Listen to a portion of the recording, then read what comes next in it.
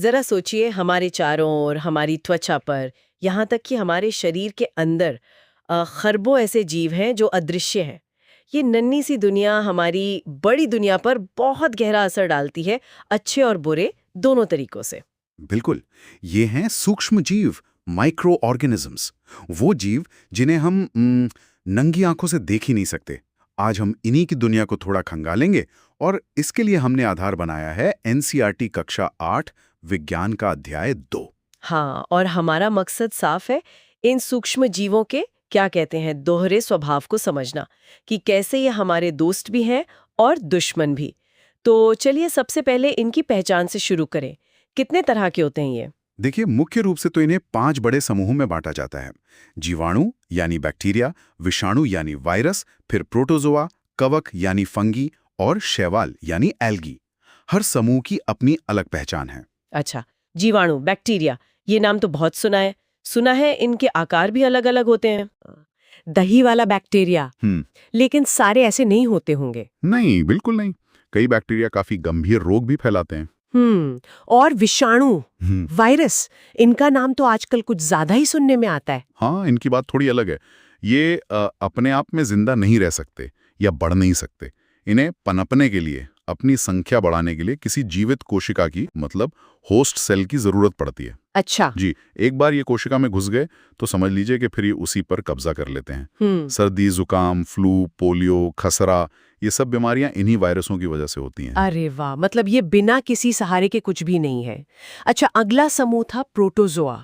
हाँ, प्रोटोजोआ ये ज्यादातर एक कोशिका वाले, मतलब सिंगल सेल्ड जीव होते हैं। अमीबा, पैरामीशियम, इनके नाम शायद स्कूल में सुने होंगे, माइक्रोस्कोप में देखे भी होंगे। हाँ हाँ, याद है थोड़ा थोड़ा। और एक दिलचस्प बात यह है कि मलेरिया जैसी खतरनाक बीमारी फैलाने वाला जो प्लाज्मोडियम है, वो भी एक प्रोटोजोआ ही है। सच में? मलेरिया प्रोटोजोआ से? मैं सोचती थी मच्छर से होता है। हाँ, होता मच्छर के काटने से है, पर मच्छर उसे फैलाता है। वो प्लाज्मोडियम प्रोटोजोआ को एक इंसान से दूसरे तक ले जाता है। समझी।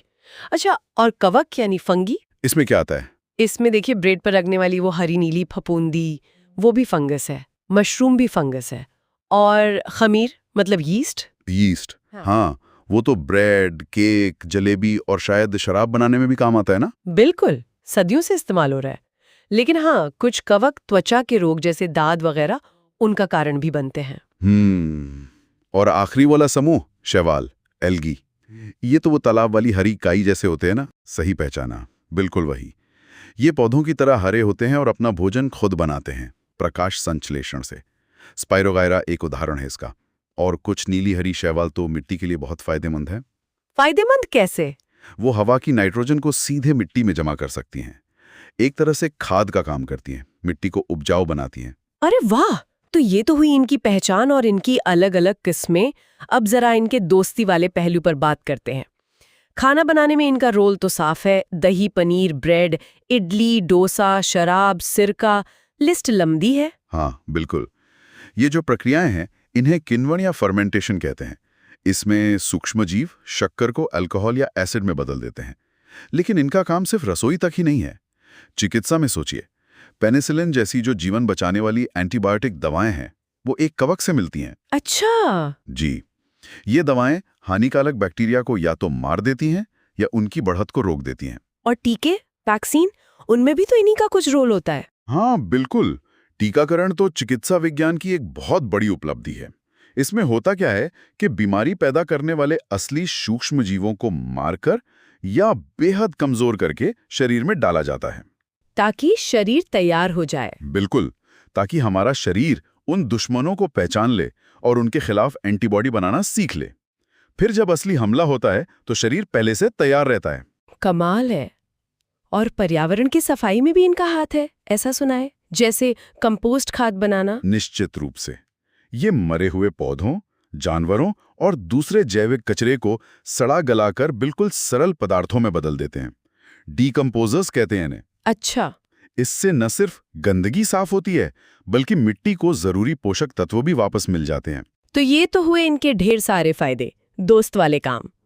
लेकिन जैसा हमने शुरू में कहा था, इनका एक खतरनाक चेहरा भी है। दुश्मन कैसे बनते हैं ये? देखिए, इनका जो दुश्मन वाला रूप है, वो ज्यादातर बीमारियों के जरिए सामने आता है।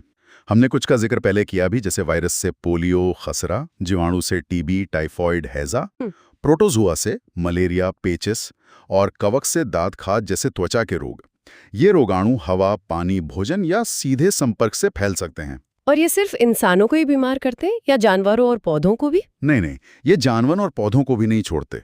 पशुओं में वो मुंह फका खुरपका रोग होता है ना, फुट एंड माउथ डिजीज, वो वायरस से होता है। पौधों में भी कई तरह के धब्बे पड़ जाते हैं, पत्तियां गल जाती हैं, फसल मुरझा जाती है।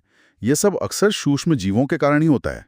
फसलों को बहुत नुकसान होता है इससे। और खाने का खराब होना, खासकर गर्मी और बरसात में खाना जल्दी खराब हो जाता है, उसकी वजह भी यही है? हाँ बिल्कुल, वही वजह है। जब इन्हें सही तापमान और नमी मिलती है तो ये खाने पर तेजी से बढ़ते हैं। फिर ये खाने को सड़ा देते हैं, उसमें कभी कभी जहरीले पदार्थ भी पैदा कर सकते हैं, जिससे बदबू आने लगती है, स्वाद बिगड़ जाता है। हाँ, ब्रेड पर वो फफूंदी लगना तो आम बात है। बिल्कुल। तो फिर इनसे बचाव कैसे करें, नियंत्रण कैसे करें? खासकर अपने खाने को इनसे बचाने के लिए क्या तरीके हैं? हाँ, इसके कई कारगर तरीके हैं जिन्हें हम खाद्य परिरक्षण या फूड प्रिजर्वेशन कहते हैं। जैसे दूध को उबालना या पाश्चुरीकरण करना, इससे हानिकारक जीवाणु मर जाते हैं। अच्छा, पाश्चराइजेशन, ये क्या होता है? इसमें दूध को पहले तेजी से गर्म करते हैं, करीब 70 डिग्री सेल्सियस तक 15-30 सेकंड के लिए, और फिर फौरन ठंडा करके पैक कर देते हैं। इससे जीवाणु मर जाते हैं या उनकी बढ़त रुक जाती है। समझ गई। और जैसे खाने को फ्रिज में रखना, ठंडा करना, इससे सूक्ष्म जीवों की बढ़त बहुत धीमी हो जाती है। जी। चीजों को धूप में सुखाना ताकि उनमें नमी न रहे। नमी नहीं होगी तो ये पनप नहीं पाएंगे। हाँ, जैसे अचार बनाने से पहले आम सुखाते हैं। बिल्कुल। और नमक, चीनी, तेल, सिरका यानी विनेगर, ये सब परिरक्षक यानी प्रिजर्वेटिव का काम करते हैं। अचार, जैम, मुरब्बे, सॉस, ये सब इसी सिद्धांत पर तो टिकते हैं। सही कहा। और बीमारियों से बचने के लिए टीकाकरण के अलावा साफ सफाई भी तो जरूरी होगी। अरे वो तो सबसे बुनियादी और सबसे जरूरी चीजें हैं। अपने हाथ साफ रखना, साफ पानी पीना, खाने को हमेशा ढककर रखना, अपने आसपास सफाई रखना, ये छोटी छोटी बातें संक्रमण से बचाने में बहुत बड़ा रोल निभाती हैं। तो कुल मिलाकर देखें तो ये सूक्ष्म जीव हमारे जीवन के हर पहलू से जुड़े हुए हैं। ये अनदेखे दोस्त भी हैं और अनदेखे दुश्मन भी। इन्हें नजरअंदाज तो कर ही नहीं सकते। बिल्कुल सही कहा आपने। इनके बारे में जानना, इनके फायदे समझना और इनसे होने वाले नुकसानों से बचने के तरीके जानना, ये हम सबके लिए बहुत जरूरी है। आखिर ये हमारे ग्रह के, हमारे इकोसिस्टम का एक बहुत अहम हिस्सा है। हाँ, और इसी संतुलन पर सोचते हुए मेरे मन में एक सवाल आ रहा है। ये देखते हुए कि ये सूक्ष्म जीव इतने शक्तिशाली हैं और दोनों तरह के काम करते हैं, अच्छे भी बुरे भी, तो क्या भविष्य में टेक्नोलॉजी हमें कुछ ऐसे नए तरीके दे सकती है जिनसे हम अच्छे वाले बैक्टीरिया का और बेहतर इस्तेमाल कर सकें और जो बुरे वाले हैं उन्हें शायद हम बेअसर कर सकें? मतलब ऐसे तरीके जिनकी हमने अभी कल्पना भी नहीं की हो। ये एक बहुत ही दिलचस्प सवाल है। शायद हम इन्हें किसी दिन बीमारियों से लड़ने के लिए प्रोग्राम कर पाएं या पर्यावरण की समस्याओं को सुलझाने के लिए उनका और बेहतर इस्तेमाल कर पाएं। कौन जाने। हाँ, सोचने वाली बात तो है।